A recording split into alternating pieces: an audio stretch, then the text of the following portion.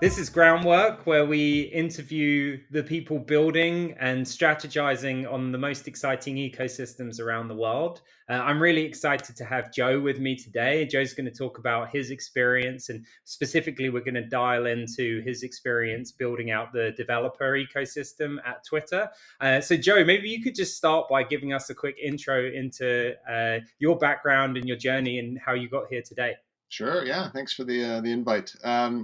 Yes, I'm Joe Rice, based here in sunny London today. And my I'm from the States originally, but a 1 year contract brought me to Dublin some 20 years ago, and I'm still in Europe. So be careful when you sign up for short-term projects. It could change your life. But in terms of the broad arc, if you will, early career in consulting, including some international development work. I was a Peace Corps volunteer in Romania for 2.5 years.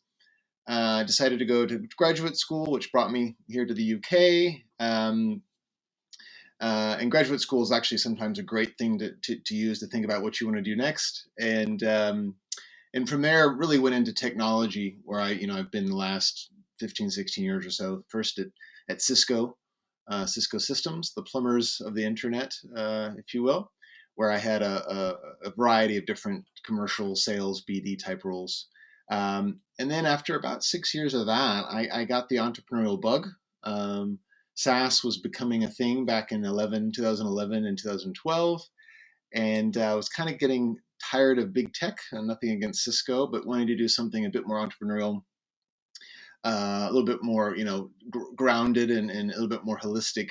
And I joined a seed stage startup, which was actually a complete disaster, and only stayed there a year. But you learn very quickly how to assess these situations. I then moved on to another SaaS startup, and that was 2013, and that was when I had my first partnerships role, actually. So that was my first attempt at building a partner program from scratch in the SaaS world. And after a couple of years there, some relationships I made, joined Twitter, where I spent about 7.5 years as part of the Twitter developer platform team. And that was the small but mighty band of people who were the custodians of the tweets, if you will. So we maintained the APIs that third party developers, app developers, use to access Twitter data. So we called that the social data ecosystem. And we had a really wide range of customer or developer types, everything from students and beginners to academics and researchers, all the way up to the Salesforce and HubSpot and Sprinkler and big SaaS SaaS tools. So a motley crew of developer types, and happy to share a little bit about that journey. I was there about 7.5 years, left earlier this year, or as I put it, Twitter left me.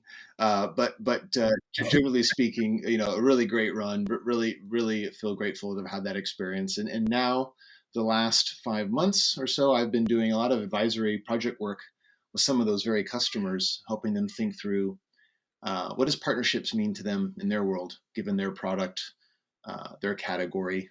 It's been interesting, back to basics in some ways, 0 to 1 sort of project advisory work, which I've really enjoyed, and using that to kind of think about what's next.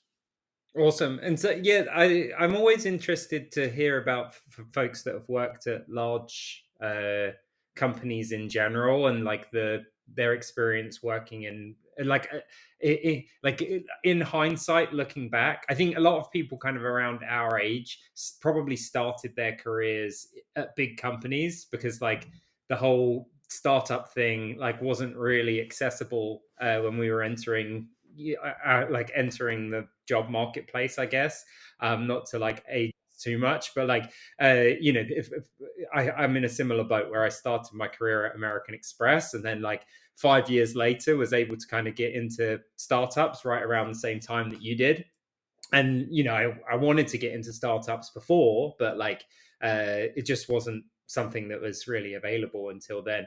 But like looking back at my time at Amex, I see now, oh, that like we had partnerships all across the business. It wasn't like partnerships is like a new thing. It was something that was like woven into the entire framework of how the business operated. And I'm interested whether that is something similar at Cisco. I imagine so. Like I imagine Cisco has a ton of like distribution deals and like integrated tech solutions and joint ventures and things like that. I mean, but I'm interested, like your experience working at Cisco, like what was the landscape of folks that you interacted with, if at all, while you were there? And like looking back in hindsight, what did that kind of teach you to set you up for what you've been working on since? Cisco is probably the preeminent channel organization, arguably. When I was there, 90% of revenue went through a channel partner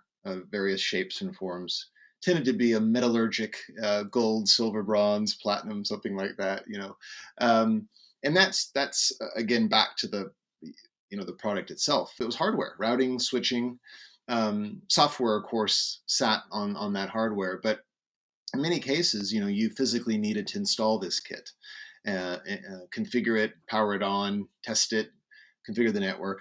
So you needed bodies in offices and warehouses and other places to make sure that the network was up, the VoIP phones were running, the call controllers, all that stuff was in place. So services partners were hugely important in terms of customer success.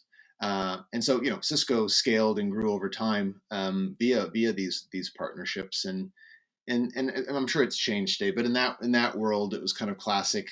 The higher your certification or standard and training, the more discount rebate you got, and from Cisco. And of course, you would often make money on the services that you charged. So the bill of material one part would be the product, and the other part would be your services.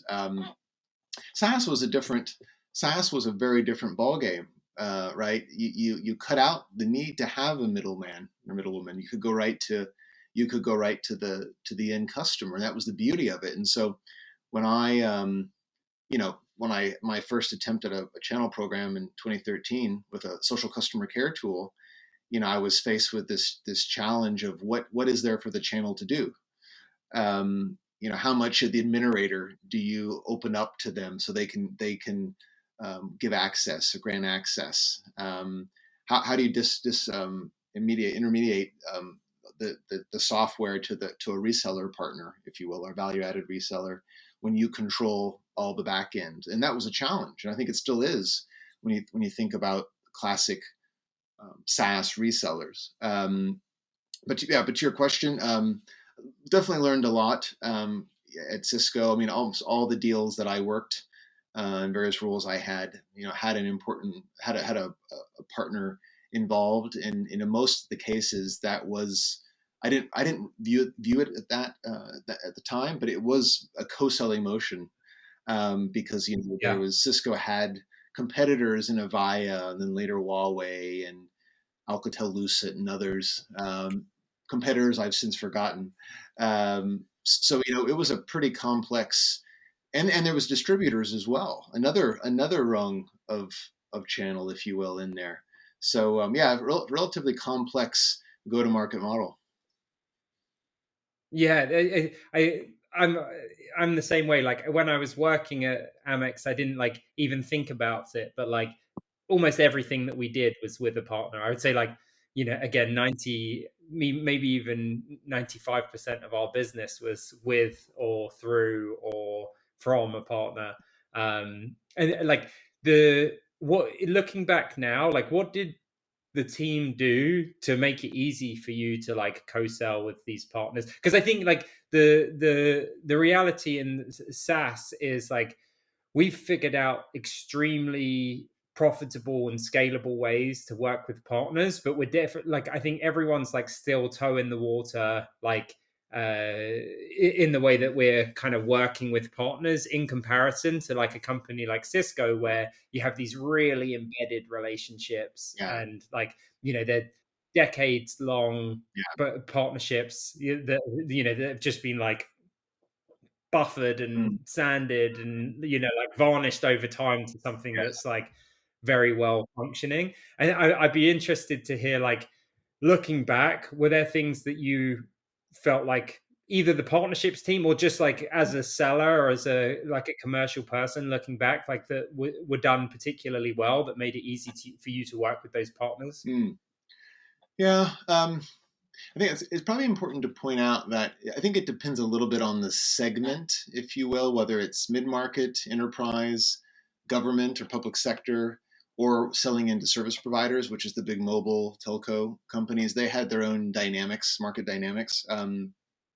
But in many cases, at least from my perspective, a lot of the roles of the account execs, the standard quota carriers, and I was one for a time. So the front lines, the trenches, was actually more about brand and creating demand for Cisco and educating, Hmm. so that fulfillment partners, the channel, could actually deliver it, and they would In, include Cisco gear in their proposals, because in a sense because they scaled better, 300,000 or whatever it was, channel salespeople scaled. There were more of them than the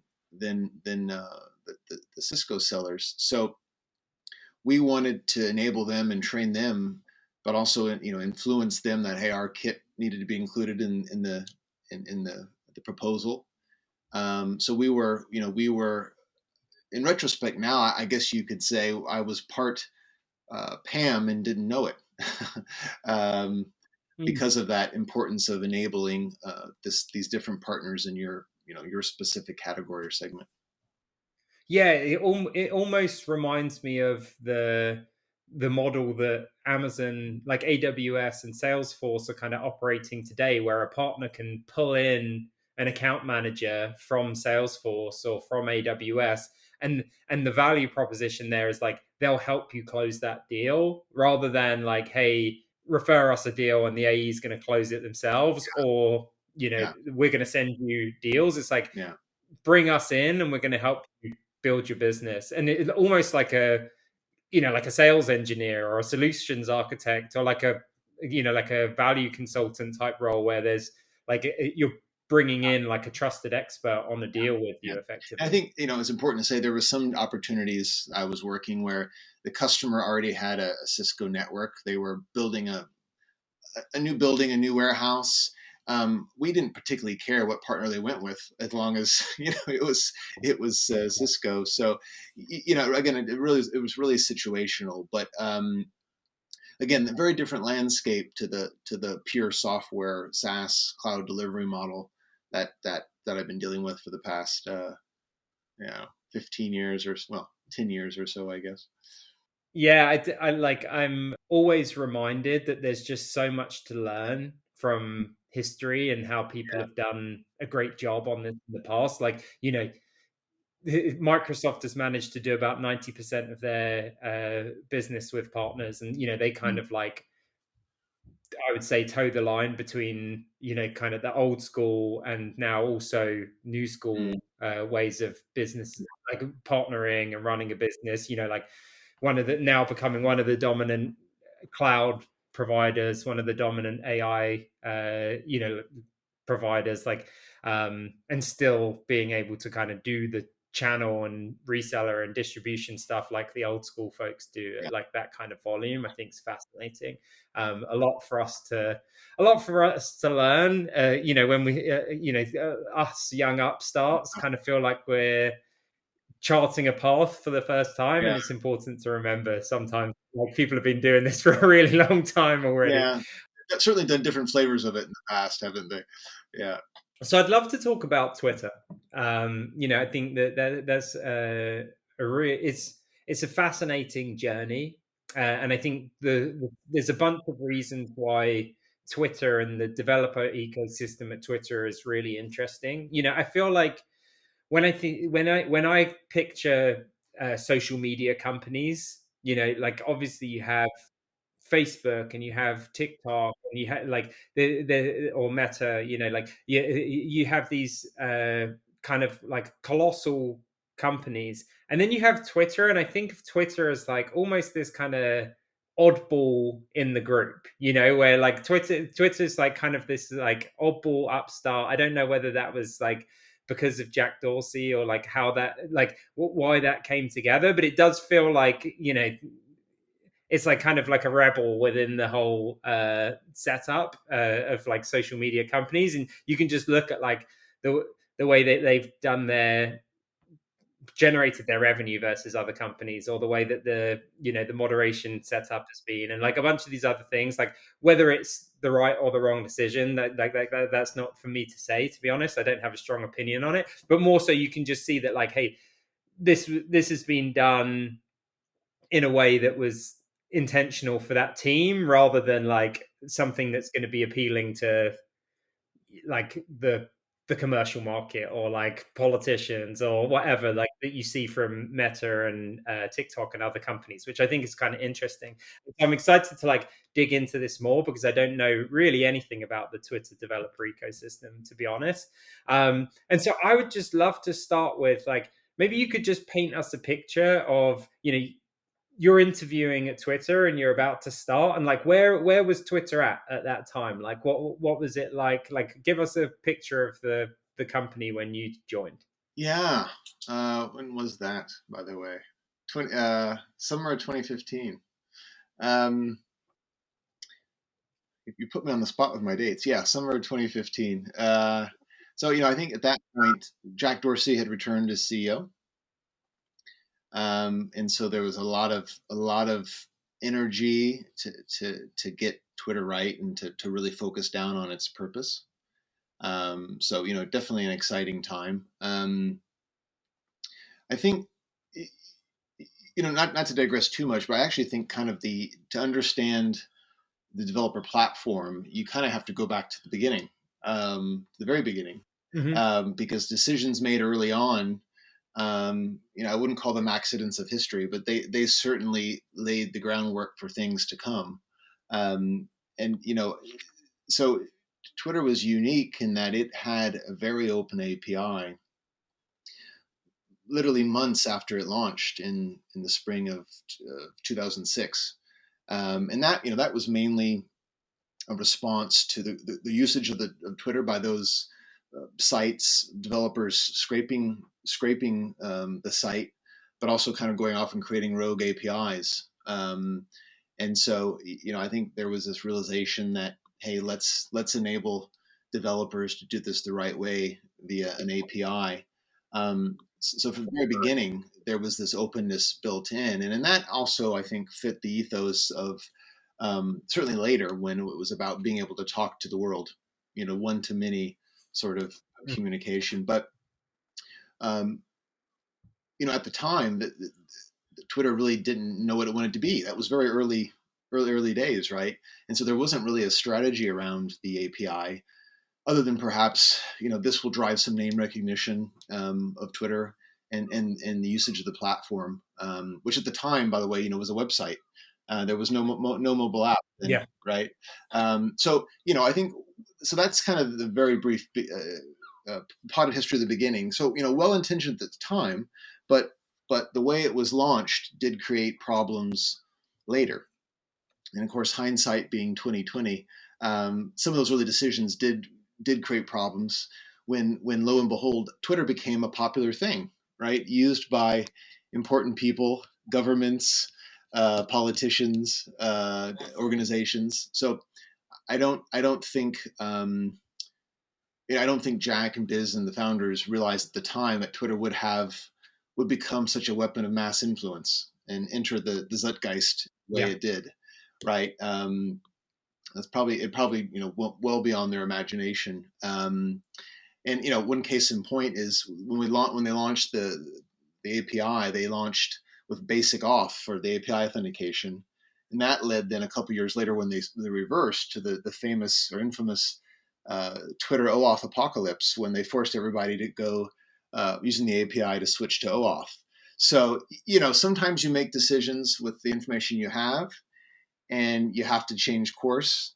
And there, I think that the history of developer platform, when it's written by somebody better than me, will talk about trying to keep up, trying to keep the developer platform and API functionality balancing as the pendulum swung from being closed and risk averse to being open and letting people build, trying to keep that balance right. So anyway, that I know it's kind of a long-winded way of answering your question, but those early days, kind of set the tone for the next, what was it, 16 years now, 17 years. Yeah, yeah, yeah. No, amazing. And like it is interesting how those small decisions can kind of compound Yeah, and snowball over time. And like you don't know how important that they are. And it's not like second order, third order yeah, consequences. It's like it's 100 steps down the line, 1,000 steps down the line, and what does it mean? Is really difficult to predict. I think it's why like having cultural values that you make decisions with, like are really, really helpful. yeah. So let's paint the picture a little bit more. So Jack's back at Twitter, and you're joining Twitter. And what's the scope of your role initially as you're joining the team? Yeah. So you know, um, I I joined a year after Twitter's acquisition of GNIP, which is ping spelled backwards. And not to go back into too much history, but I think this is important. In the early days, Twitter had this relatively important data stream and realized that it had value, but it was focused on advertising as a business. So it basically allowed a couple different companies to resell the Twitter data, the so-called fire hose. So there was three companies that had the right to do that. One of which was GNIP in Boulder. And when Twitter realized that there was some risk to that and needed to control its own data, it acquired GNIP in uh, it must have been spring of 2014. And therefore Twitter was the only way you could get access to Twitter data. Makes sense. So a year later, I joined, and it was the focus at that time was integrating the developer. It wasn't called developer platform then, but integrating the data licensing business into Twitter, and also just a lot of standardization, thinking more about risk and what kind of developers do we want to do we in use cases did we want to support, and there was a wide variety of use cases. And also the challenge we had then, and we had it till I left, was this this what's the right word, tension, I guess, between the free data access for the API and the paid tiers or the enterprise access. And that was where developers were paying for higher rate limits and data volumes. So that sort of tension persisted right up to the point I left. Um, uh, but yeah, to your question, yeah, the focus was really building out a team in EMEA because it had mainly been led out of Boulder in the US, and starting to think about how can we support the developer community in Europe, in EMEA, and find interesting developers doing really innovative things with Twitter data. Yeah, no, I love that. And so tell me, because I really remember a time at like using Facebook, for instance, where like Facebook had very open, like kind of API structure as well, where it was like pretty straightforward to build apps on top of Facebook. Like people were building games on top of Facebook and all sorts of different marketplace products, and there was, and then Facebook made the decision, hey, like we're going to shut this stuff down. Like we want to own the entire experience within the product, and like we don't want other people being able to mess with that stuff. And I think like that's definitely been their approach ever since with the ad product. And like if you're a partner to Facebook from an ads perspective, you're having to be on your heels all the time, because the reality is like they're coming for your business in the same way that Amazon's like going to create a cheap version of your product and sell it on their marketplace if it's successful. Facebook's doing the same thing around ads, where like through the like AI and automation and everything else, like they're ultimately they're trying to eliminate everything that touches it, so that you're kind of doing everything through Facebook.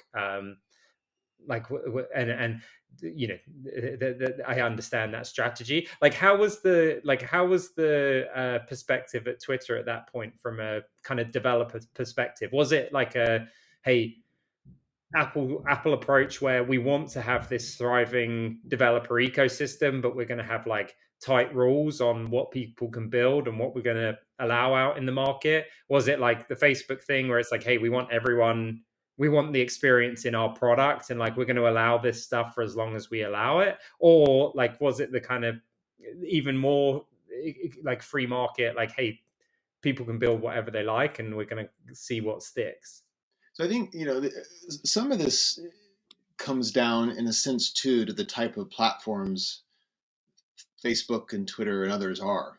So, Twitter was open public by default, unless your account was private. But you could go into the Twitter app, desktop or mobile, and search for anybody's account and see what they've tweeted about and who they follow and any actions they've liked. It's just there. So there wasn't this concept of, like you saw on, or I guess still on Facebook, of groups and friends. So Facebook was more of a walled garden because of the kind of the way it was built and how people used it.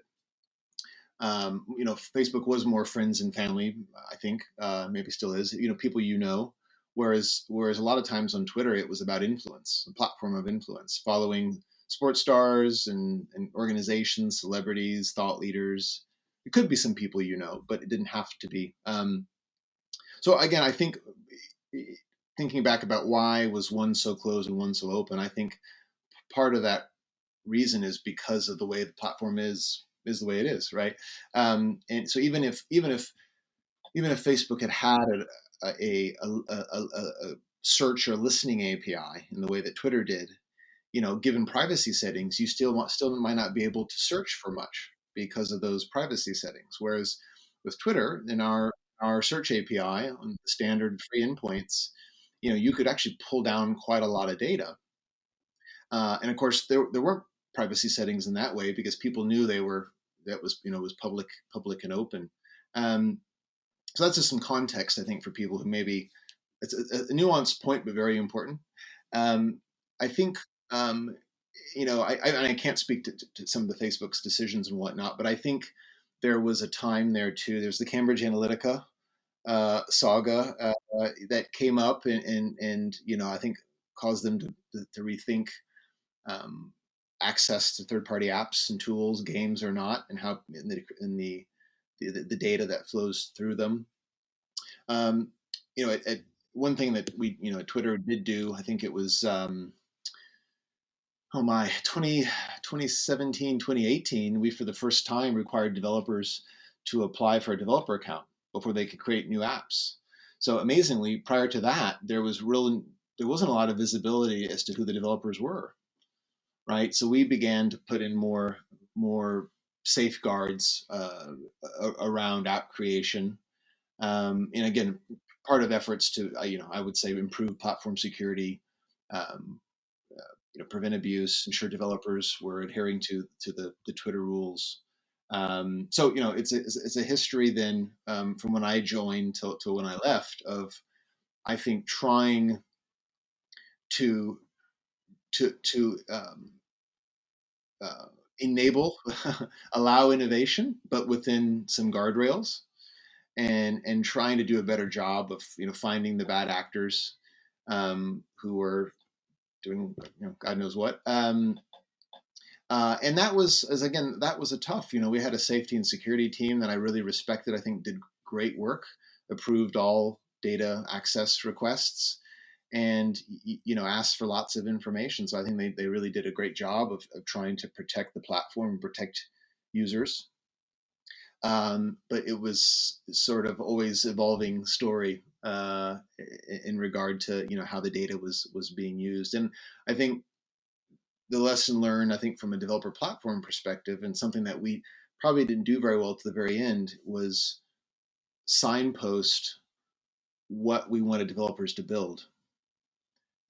being clear about that, as opposed to letting people go off and develop stuff and then say, "Oh no, sorry, that's not what we meant." I know that's against our rules, which were just changed yesterday. And so I think, it's in an ecosystem world. It's great if you have excitement of people wanting to build on your tool and improve it. But I think it's really important that you think about how you guide developers, to build things that are of value, and you support them in that uh, in that development. Yeah, no, I love that, and I do think it's really important because the reality is that across all developer ecosystems, there's always frustrate. Like we're talking about the API changes at Reddit recently, and that's like with those costs that have been rolled out, it's like putting an end to a bunch of businesses, and it's causing a ton of issues, and like Apple will update their they'll update their requirements like last minute and kill a bunch of apps, or like Google will update their algorithms, or like companies will kind of do this stuff without necessarily signposting to developers like, hey, these things are coming, and also like, yeah, like this is the direction that you should be headed. So you touched upon the Cambridge Analytica stuff. I think like it's kind of an interesting segue. I think, especially in you're working in, what you were working on at the time, because there's two things that are happening around that time. I think one thing is like people are starting to realize that social media platforms can be leveraged to like influence politically. Like I think again TBD on how much influence they have, and it's like not me to have an opinion on that really, but like people are realizing that it's an important tool in the belt for political campaigns in the same way that it has been for businesses and everything else for a while. And so that's obviously happening around that time also, and this might just be a perception thing, but like around that time Trump starts running for office, and he is using Twitter, like, and he's using it really heavily, and it I was using Twitter already. Like I think one of the things I think is really cool about Twitter, just as a sidebar, is like I agree with you that you can kind of like follow famous people and all of that kind of stuff, but also you can kind of like you can like get quite close to like second degree connections in an industry. Like for instance, I was like quite involved in the VC Twitter industry type space, and it's like it's really like people that would otherwise be kind of like thought leader type celebrity type folks. You feel like you're engaged in an active conversation with these people, even if like they're not replying to your replies or tweets or whatever. It's like you kind of feel like you're participating in a conversation with them, and I think that that's like a really cool thing about Twitter. And also, like I imagine that that was something that really helped with Trump and like galvanizing those types of conversations. And so like Twitter historically, again, like I would say my perspective of Dorsey is like kind of free market libertarian type character, like still liberal leaning. And so there has to be like some element of like, what do we do about this Trump guy? I'm interested. We don't need to dig into the leadership decisions or anything like that there. More so, I'm just interested in hearing like what was the temperature and like what was the experience working at Twitter during that time? Like it's fascinating to me. Yeah, I think Twitter is very good at events, elections, sports, breaking news. It's a news platform, and that it's really interesting because it might seem clear now, but for a long time, Twitter kind of struggled to to articulate what it was for, what it did. And so, that whole this that the two words, "what's happening," when we came upon that as a slogan, it did. I think it did perfectly encapsulate Twitter. It was a place for breaking news and events and talking about those things. And so, events were always really important. And of course, lots of journalists are on there, and where they They publish their research or their exposés and whatnot. I mean, I think it, those were the discussions you're talking about were pretty senior, so I wasn't anywhere near Oh yeah. those things. Um, but I think what I would say is I always really appreciated the leadership team's um, thoughtfulness to really get it right. Not that they always did, but truly to see different sides of an issue, and also to ensure that Twitter was a safe place for people to come and share ideas, and wasn't this Mhm. bullying hellscape. And no one's going to come on a platform if they're getting targeted and harassed because of whatever, sexual orientation, religion, you name it.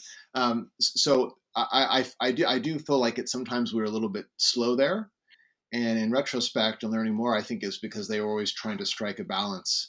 And of course, now that is being discussed again at Twitter, and that is this: what is free speech? You know, where Yeah. is the line between insult and I won't go down that path, but when do you cut somebody off because something they've said that's insulting, or not? And so that's this is philosophy, right? There's some gray areas here. It's not binary, and I think quite frankly, that's one of the challenges Musk's found firsthand is that this isn't just binary physics; it's philosophy, and there is a lot of gray area in these decisions. So, I would just say as well, just to be clear, that I think it is a really important platform for the world. As I've said before, if it didn't exist, I think it'd have to be created in some way, and the ability to speak to one to many, and to have public conversations, out in the open. So I do wish it well, but I think it is challenged, and will continue to be challenged because this topic itself is a tough nut to crack. Yeah, yeah, no, I agree. And I imagine being like working with developers who are building on the platform and, like at the same time, like everyone was like, oh, Cambridge Analytica, that's Mm. so bad. Like, I've been working in like digital optimization and conversion rate optimization Mm. and like behavioral analytics for like almost a decade at that point. Yeah, so it wasn't news to me. And I think Mm. I'd gotten so used to working in tech at that point that like Yeah. the idea of people collecting behavioral data and using it to personalize Mm. websites or personalize emails or messaging, Yeah. or I was kind of like, oh yeah, obviously everyone knows that people are doing that. And then this whole thing comes out and like people don't know. But I can imagine working in the developer ecosystem, you have a lot of people that are kind of in the public horrified, and then like from an entrepreneurial perspective, people are like, I should build something like this. Like like if it's like, hey, like that seems like a good business idea, or like an iteration of it, right? And like, did you have to did you have to kind of think about like, hey, how do we allow people to access Twitter data, or was it like something that you were already ahead of, like Yeah. from a developer access and API perspective? I think we were well ahead of that in terms of, we had Twitter rules for a long time that stipulated what developers could do with the data and not do. And, so one, we didn't want them to recreate the Twitter app, um, in a third party app. And that's one of the issues you see with Reddit now, is that Olympia or whatever it is effectively a better app than Reddit's own, right? It's competing with it. So, Twitter bought Tweety. Was it Tweety? Twitter bought Tweety, which became Twitter's first iOS app back in 11 or 10 or 11, something like that. We didn't have that issue, but what we the thing with Twitter, and again, just I think it's important to be clear. The fire hose, the search, streaming endpoints, we didn't want developers to use those to target individuals, at the row level, the individual tweet level, but in the aggregate to analyze tweets, to understand trends and what's trending, what's topical. And the magic really was understanding half billion tweets a day, and understanding what people are talking about and how things, um, um, human insights, and how, opportunities for new products and customer service and understanding risk. And so, we were always thinking about this 500,000,000 opinions a day, give or take. I don't know what it is now, but if you think about these tweets as just opinions, when you combine them together, right, you can actually learn a lot about people and about a place, and about a topic, and how it's evolving over time. And so, we were really interested in consumer insights and market research use cases, customer experience, risk management, which again did not involve under knowing Joe Rice at individual level, but these tweets in the aggregate. And that's where I always Twitter was incredibly powerful. Yeah, I mean, so when I was working at a VC, GGV Capital, like we were doing some really interesting stuff using Twitter data, where we were trying to get a pulse on like interesting topics that were happening, Mm, especially like from founders that we were tracking, or like angel investors that we were yeah, tracking. The reality is that again, VC Twitter, like it was like and is a really, really good leading indicator of what are like hot topics yeah, and hot markets, yeah, and like what are going to be hot deals and everything else. It's like, if you wanted to predict that AI was going to really pick up in like at the start of this year, you only needed to be looking at Twitter in November and December, and like how crazy everything was going. And like, don't get me wrong, like looking at the open AI adoption would have been an even better indicator. But you can kind of like, if you think about the whole crypto thing, the Web3 thing, the like AI stuff that's happening now, like Twitter is really the hotbed of where like those conversations are happening, or at least like you can get a temperature on all of those trends really quickly via Twitter. I think it's like, I agree with you. It's a really powerful tool for that, and something that we leveraged a lot. yeah, And so would be remiss if we didn't talk about then like we've talked about the experience working under Jack Dorsey. You were also there when Elon joined and kind of took over the company. And I'd love to just hear about like uh, that experience. Like what was that like? I've watched it very closely from the outside. Would be fascinated to hear what it was like on the inside. And like I might be yeah, wrong. He doesn't strike me as the type of person who captures like the nuance of like a partnership program and like that kind of business. yeah. And I might be completely wrong on that. But I'm so particularly as like someone who's running an ecosystem, I'm really interested to hear like what that experience was like. Yeah. Well, I can't share much because there wasn't much overlap, to be very honest. Sure. It was, there were pretty, as you probably saw in November, December, pretty serious cuts, pretty quickly. I think from, I don't know, 7,500 employees down to 1,500, give or take, a couple months later. So, um, and yeah, I don't know. We can go back and forth on the why. I think there was a view that Twitter needed to be profitable instantly, and I think it's while I think probably Twitter did have some fat, and had there been no acquisition, I think Twitter would have had cuts just as other tech companies did late last year, early this year. I think I don't believe personally that we needed the level of cuts that you saw. I mean, and that didn't just cut out fat; it cut out bone and muscle in the process, right? Um, and now there's a new CEO with an advertising background, kind of trying to figure out where they go from here. So, I guess the verdict's out there. I mean, I am disappointed to see the developer platform team as a whole really no longer. It's a shell of its former self. Um, and, and we always felt developers really were uh, important to Twitter data being appreciated and utilized in a lot of different ways. As I mentioned, I think Twitter data was pretty remarkable for a lot of use cases and underutilized. So I don't know the extent with which that will happen going forward, given the new strategy. I think, but it also there's another backdrop, and that is what is social 2.0. Uh, I think there's now, and this is interesting that you're seeing this at Reddit, um, even Facebook, having some changes there, and with that what is it, Project 92, potentially trying to take on Twitter in short form Hmm. text. But I mean, I think the bottom line with social is just that, fundamentally content creators need to be paid. Um, and so, I think you're going to find these content creators, these users, go where they can get paid, basically, where they can Yeah. monetize what the value that they bring. And so, that probably a move away from centralized apps and social networks if they can't change.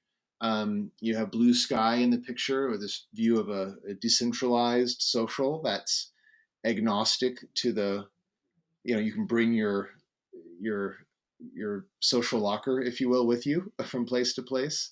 So I think social is being disrupted now, and certainly Twitter is going to try some new approaches. I think Reddit wants to go public, so it's going to try some new things. Um, Things will get broken in the process. They always do. Um, shouldn't write off Meta, Facebook. They've got smart people and money. So I'm intrigued to see how all this goes down in the next 12 to 24 months. But yeah, I think it is a I don't know if it's a midlife crisis, but it is an interesting time of reinvention for the social networks. And what that then means for developers, the ability to plug in and do stuff is an open question as a result of that, right? It might very well be that some networks want to remain quite closed, while others will say, "Yeah, we're very open. Build on top of this, um, help us, improve the offering." And I guess, that's Mastodon is one example of kind of an open sourced federated approach to that, which I don't know a great deal about, I should say. But um, yeah, I kind of feel like it's a new chapter coming in social land. Yeah, I think it's really interesting. Like, the point that you make is a very good one. That like Facebook slash Instagram, TikTok, YouTube, Substack, Spotify, like the like for content creators. If you're a high performing content creator, there's a huge amount of commercial upside to being on one of those platforms.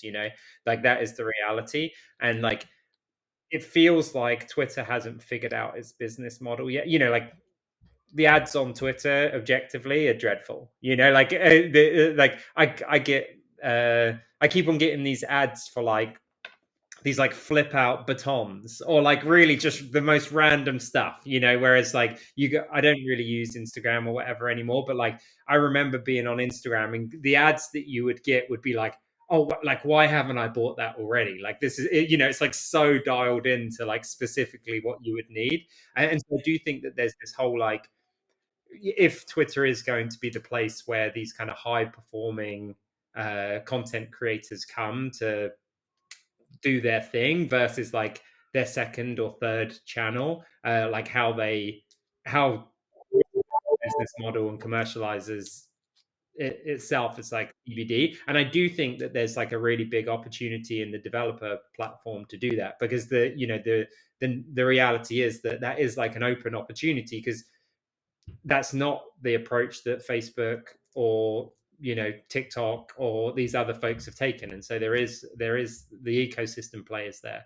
Well, I know that we're at time, and I could talk to you about this for another 2 hours, and so I'm sorry, but would love to just wrap up today, like with asking you or always regular question, which is what's something that you've learned recently or that you've experienced recently that you'd like the audience to take away with them after listening to this? Oh my. Um, Drink lots of water, get a good night's rest, not drink too much. Um, uh, Basics to health. Well, I I mentioned I've been the last 5 6 months been working with some smaller SaaS companies with their partnership programs, and oftentimes, what's interesting for partner professionals is I do think we're in this partner ecosystem moment now, and not just because that's my role, but I am hearing more from founders, CEOs saying this partner thing over here. We need to leverage that in some way. We're not sure how. We think it's important. And, in a demand constrained world where you had to cut heads, you don't have the marketing budget, where do you look to for growth? Well, you need friends. And I think partners can really help play an important part of that, of a business's go to market. So a lot of the conversations I've had with younger businesses, it's kind of it's this idea of what should we be doing and focusing on, and I've been sharing some of my experiences in the journey. And I think a couple of things I tell them when it comes to partnerships is that I always say less is more or less.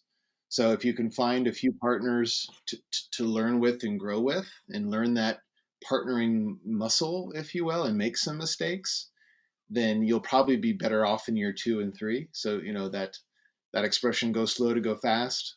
The second thing I always say, and I think this is I'm guilty of not doing this, but partnerships is about communicating as much internally as it is externally to the partners. And again, I'm very guilty sometimes of not bringing the internal team along for the ride. So you really have to explain to the team that partnerships isn't a department. It's not 3 or 4 people over here. It's a strategy. It's a way of going to market, right? It cuts horizontally, across the business. And then I think the other thing is just keeping just trying to keep it simple early on, and again, really spending time trying to find out like what is the perfect kind of partner types for you given your product and your service. I think a lot of times I'll hear the founder will say, "Oh, we need Accenture or Deloitte or Microsoft," and I'm like, "Wow, you are a 15-person startup, great product, but you could spend your life and get lost in Microsoft and Accenture." And so think of so I kind of advise them to think about, if you instead of putting you in the center, put your ideal customer in the center, and think about what are the technologies they use in the daily, who are the trusted advisors, service providers that they use. If the closer they are to you in that sort of stack, if you will, probably the they're probably a higher likely that they're a good partner for you. And so start there as opposed to the big brand names, the big behemoths. So that, back to my point earlier about trying to keep it simple. Yeah, I absolutely love that. There's, if you could just, if everyone could hit those 3 points, it's obviously hard. I succumb to the same issue on number 2, where it's just like, hey, you're out in the market with the partners. It's really hard to bring the rest of the team along for the journey, But it's probably like the biggest issue that partnership leaders run into, is that you operate outside of the company so much that like it's then hard to come back in. It's like being a double agent or something, and you try and come back to your home life after being out in the field for so long. But that's amazing advice, and I think everyone could take a lot from that. Well, Joe, thank you so much. I appreciate your time. It's been an amazing conversation, absolutely fascinating. It's what an incredible experience, and so cool that you get to share it here. And I'm excited for everyone else to get to listen to it as well. So really appreciate it. And what's the best way for people to get in touch with you if they're looking to get some advice or input on their partner programs or the opportunities that they have at their startups? Twitter. I'm just kidding.